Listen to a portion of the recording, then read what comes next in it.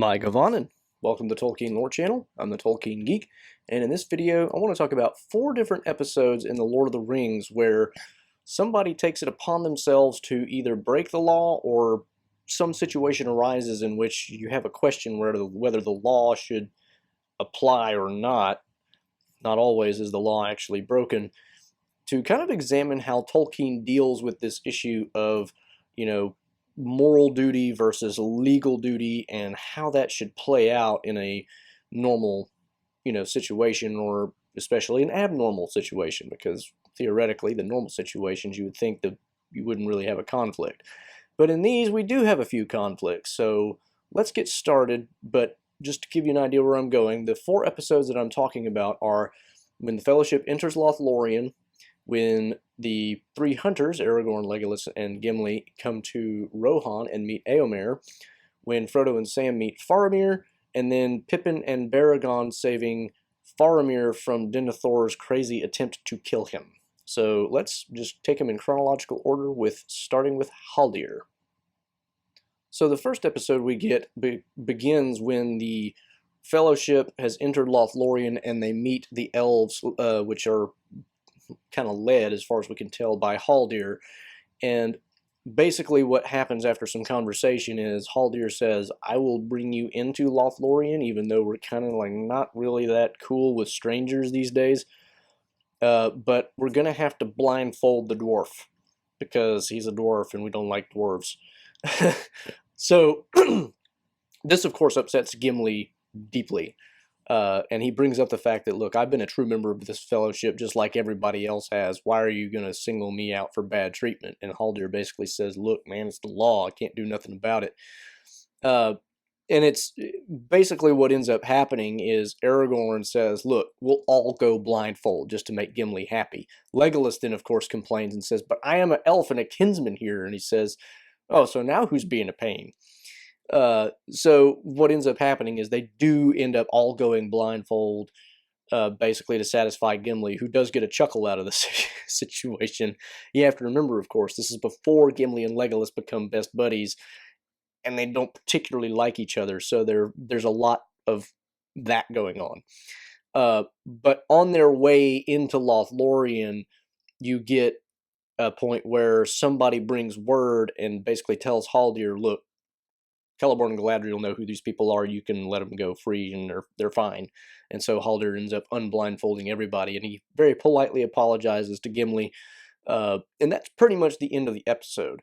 Now, the most noteworthy points here are that Haldir, as far as we can tell, has no special authority within the realm of Lothlorien, which is not exactly a monarchy, but it's not really not a monarchy. It's not really exactly clear how all this works.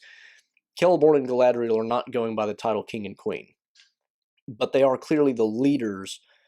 To what extent their word is law like a king's would be, it's not 100% clear, but it is fairly clear that Haldir is not really at liberty to just ignore things, and he's got no particular authority of his own as far as we can tell. He may not even be leading the group of elves that he's with. He just happens to be one of the few that can speak the common tongue. So that's the reason we get interactions with him more than any of the others. At any rate, there's not much going on here. There's not really a whole lot of a conflict in terms of moral, versus legal, because all he's doing is blindfolding them. I mean, the only real conflict is, do we blindfold just Gimli, or do we blindfold everybody? And Aragorn is just trying to make a compromise, saying, look, it really isn't fair to blindfold Gimli because he is a good guy. So if we're going to have one of us go that way, then we're all going to go that way, just so we're all, treated equally, because we are all equals. This, of course, upsets Legolas because he thinks he ought to get special privileges. But at the end of the day, there's no major conflict other than the pride of the individual people involved. And that's, kind of where Aragorn steps in. And he's like, look, I'm the leader of this company. We're going to do it by my rules. Y'all can just put all this to the side and ignore it because we're just going to do it this way. So that's our first instance, but the next 3 are much more interesting, and the next 2 are very, very parallel, so I'm kind of going to handle them, I'm going to go through both of them and then go back and look at both of them together.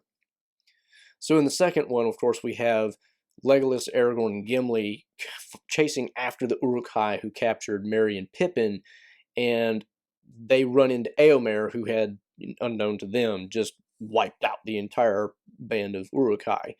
And so Éomer basically tells them, we're in a war footing right now. Strangers are not allowed without, basically first coming before the king and asking his leave to travel across the land.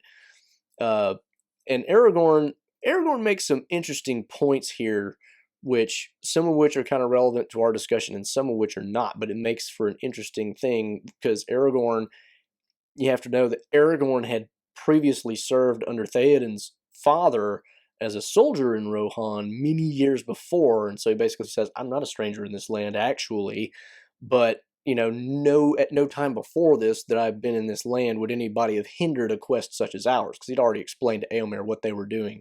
We're chasing down orcs so that we can rescue our friends.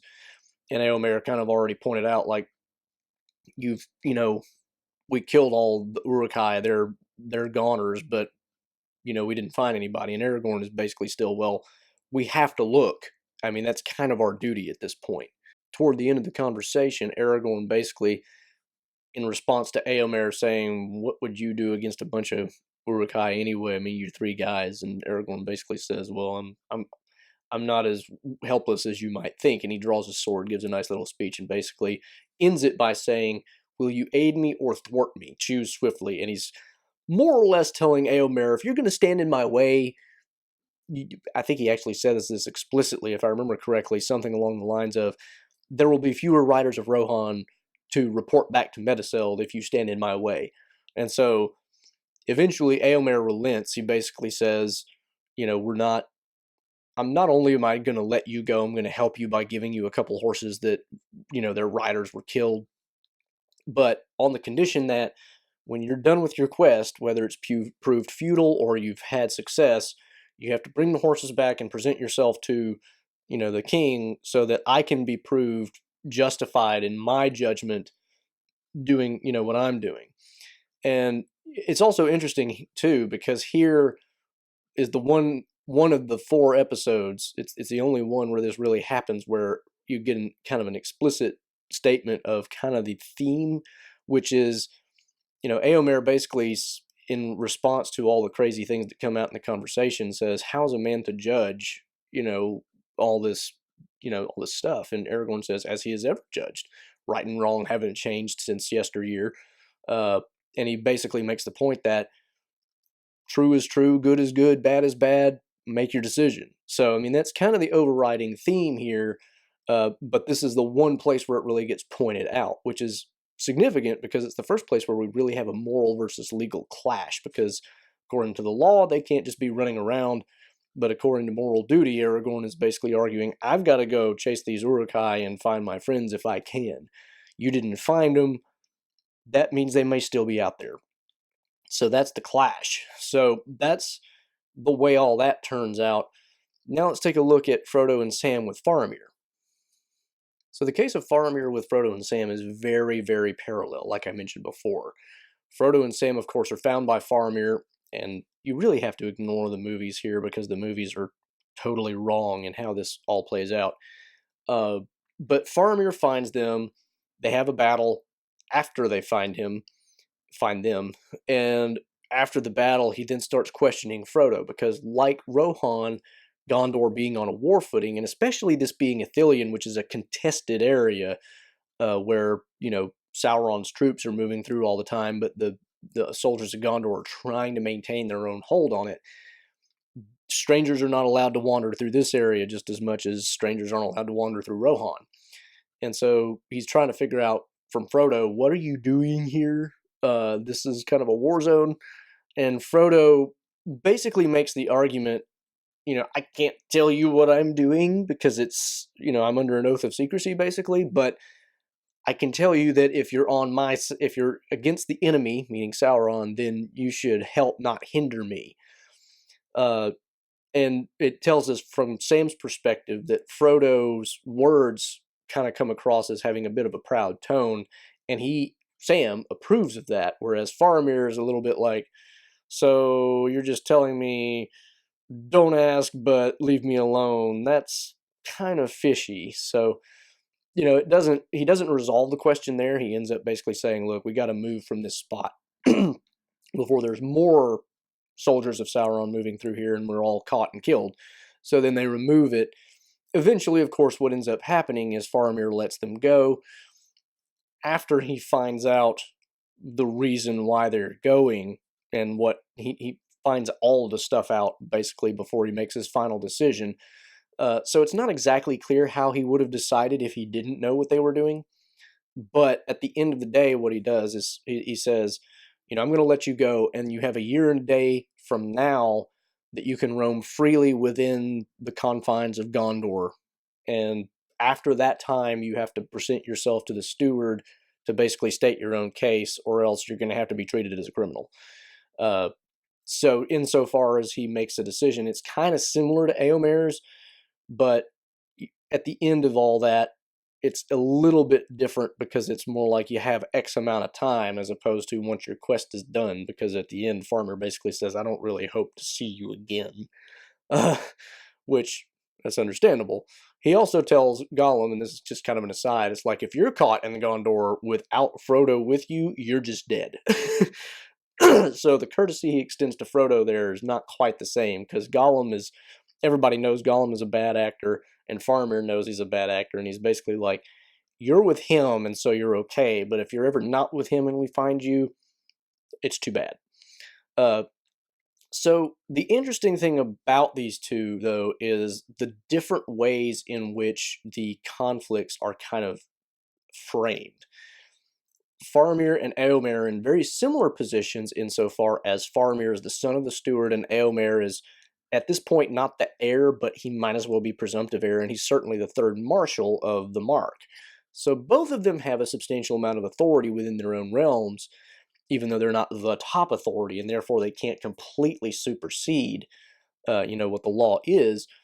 But for that reason, it makes a little more sense why they, unlike Haldir, can basically say, well, I'm going to bend the rules a little bit this time because I have some authority of my own, and here's how we're going to resolve that. We're going to say we're going to bend the rule just a smidge because I'm going to let you go, but it's not just I'm going to let you go and there's no consequences and there's no, nothing you have to do after the fact. He's like, no, you got to come back and do something, basically in Éomer's case, to prove I'm okay, and in Faramir's case, basically because ultimately he's not the highest authority. So in that respect, the two are very similar. They both have their own authority that they can use, and we can see them doing that in a way that bends the rules without strictly breaking them, although that's pretty close. But there are some major differences as well. For example, Aragorn's arguments to Éomer are of a very fundamentally different kind than Frodo's, and part of that is because of the nature of Frodo having to be secret about what he's doing. Frodo's argument is basically utilitarian in the sense that what he's telling Faramir is, look, it's going to be good for you if you let me go, and it's going to be bad for you if you don't. I hesitate to use the word utilitarian because it's not purely utilitarian, but he's definitely not appealing to justice, which is what Aragorn is doing in part with his argument. He's basically saying, look, I'm following my friends because I'm trying to rescue them, and if you didn't find them, I still need to find them in case they might be in some other trouble. He's basically saying, look, I have a moral claim here. Frodo can't do that quite as much because Frodo is in a position where he can't reveal what he's doing.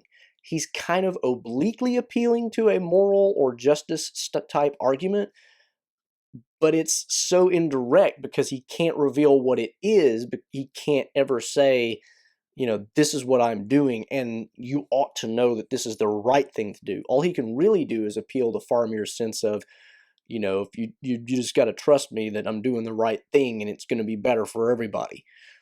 And Faramir, of course, doesn't, for good reason, doesn't necessarily think that's the best argument ever. Another interesting distinction is that Aragorn, in addition to his moral/justice-based argument, also argues kind of on the ground of precedent, in that he basically says nobody would have hindered a mission like mine before in Rohan. And he also, of course, appeals to the fact that he's not a stranger because he had been there before.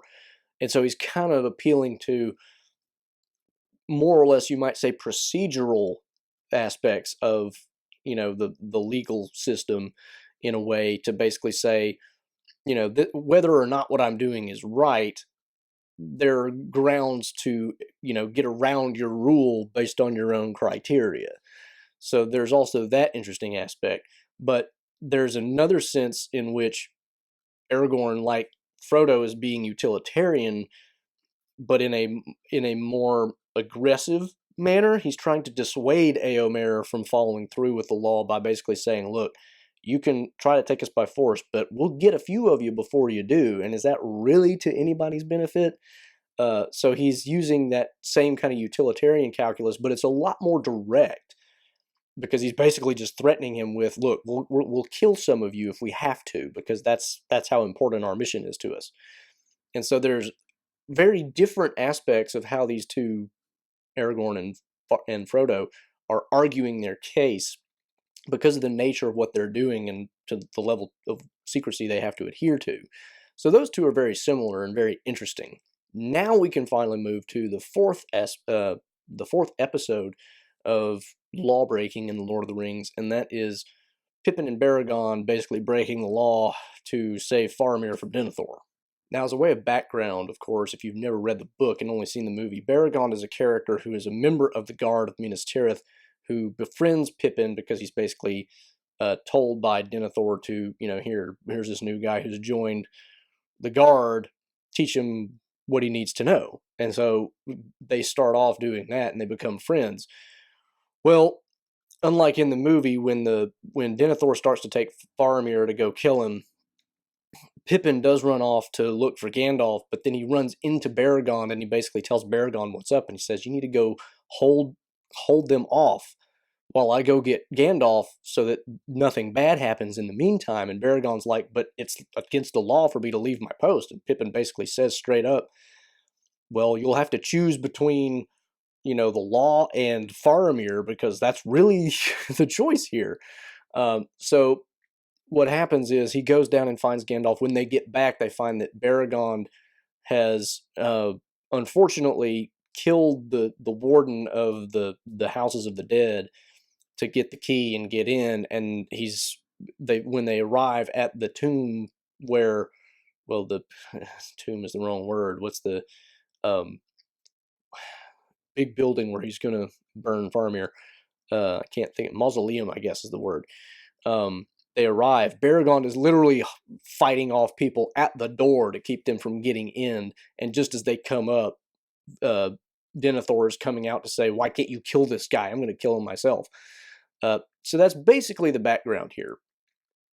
And because of all that, you can see a lot of different things going on. And here, the aspects are definitely in a different light, because Pippin, interestingly enough, Pippin had already been released from Denethor's service whenever he did what he did. And so in a sense, he's not lawbreaking quite as much, because he's no longer under oath to serve Denethor, although ironically he tells Denethor, I don't want to be released from your service, and so maybe he still is in his service. And Aragorn later will tell Pippin, you are still a member of, the Guard of Minas Tirith.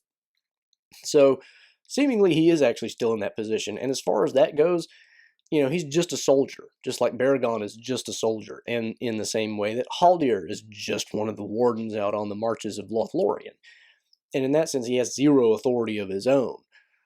But here what we get is a very, very stark contrast between the moral duty and the legal duty, because the legal duty, as Baragon basically puts it, it's against the law for me to leave my post, which is kind of pointless in the situation as it is, because there's fighting down at the lower levels. Nothing's really going on at the top except Denethor trying to kill Faramir, and Baragon's post doesn't really have anything to do with that. And so in one sense, it's kind of just like it's the law because it's the law, and there's really no point to it, at least in this particular scenario. There's probably a broader overall point, of course, which is military discipline. You want to have guards posted at certain places because they need to be protected, blah, blah, blah. But it's not like you need to be at this post because there's a really crucial thing that goes on all the time right here that we absolutely cannot leave undefended. It's not like that. Whereas the moral duty, of course, is Denethor's literally about to murder his son. And Pippin basically puts that to Baragon and says, look, he's going to kill Faramir. You can either obey the law blindly, or you can save Faramir. Now, it's a mess, because what ends up happening is so ugly, and Baragon, like I said, ends up killing at least one person. I think he might have even killed one of the people that was trying to get into the mausoleum when he, was holding him at the door. But Baragon is doing all this in service of trying to save Faramir's life. And, that's another thing that was against the law too, was shedding blood in the houses of the dead, or that area.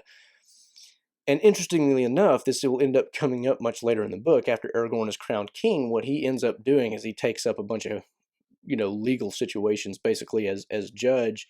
And one of them is Baragon's case. And what he ends up doing, it's really like Solomon-like in its ability to kind of resolve everything. He basically says, I can excuse you for, disobeying your lord because you were protecting Faramir, and that really was your higher duty.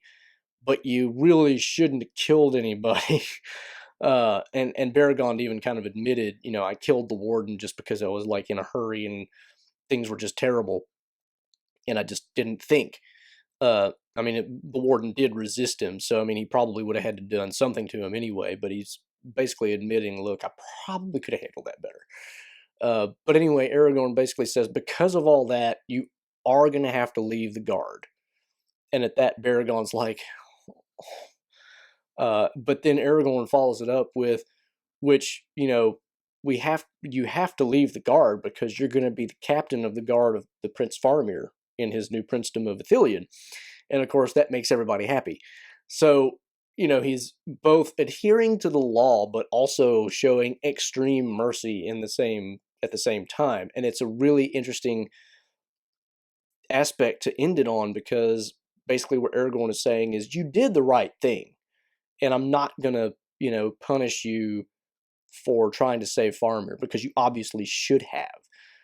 But I do have to give some weight to justice, in the sense that, for shedding blood in this area that you weren't supposed to, you've got to have some kind of punishment. But I'm going to turn that punishment into something that's actually not so bad. So those are the 4 episodes where some aspect of the law comes into conflict with, if not necessarily morality, at least the interests of members of the Fellowship. And it's an interesting exploration to go into all this and look at kind of Tolkien's thoughts. And you can definitely tell from the way it all plays out, Tolkien thinks that morality has the upper hand over law, but you do have to adhere to the law as well. So he's acknowledging law has its place and it needs to be followed if possible, but every now and then, sometimes other duties come first. So it's a really interesting exploration to see, to work through all the different aspects and see how they all play out in different ways for different reasons. So hope you enjoyed that video. If you did, please do give it a like, share it around.